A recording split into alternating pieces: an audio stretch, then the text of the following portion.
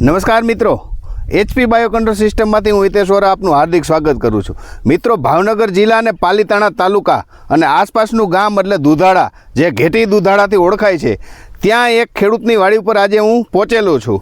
એટલે મિત્રો, આજે તારીખ છે 25/12/2024 અને નાતાલનો તહેવાર. તો હરેક ગુજરાતીઓની નાતાલની શુભેચ્છાઓ. મિત્રો, તો આજે ખેડૂતના ફાર્મ ઉપર હું પહોંચી અને જે વેરાયટી વાવેલી છે એ જોવા માટે પધાર્યો છું. તો એ વેરાયટી છે રડાર RTM. તો રડાર RTM જે ખેડૂતો વાવેલું છે એ ખેડૂત પણ આપણી સાથે જ ઉપસ્થિત છે. તો આપણે ખેડૂતોને જ પૂછીએ તેનું નામ અને ગામ. નમસ્કાર. નામ ભૂપતભાઈ પ્રેમજીભાઈ વડસક. બરોબર છે. ગામ કયું તમારું? દુધાળા.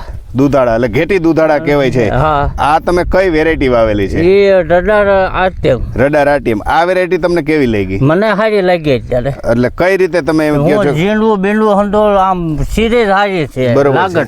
બરોબર છે. હું સીધે સારી છે અત્યારે, એટલો તો સીધે સારી છે. અને વીણે સારું છે. બરોબર. ડાબકો બને છે. ડાબકો. હા હા.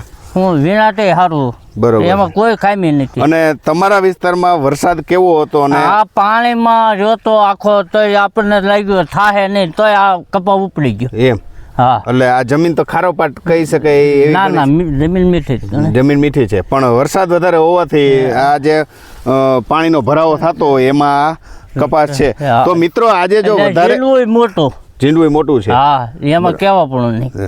ઝીંડવું મોટું છે, વરસાદ વધારે હોવા છતાં આ વિસ્તારમાં રડાર RTM જે ટક્કર લઈ રહી છે.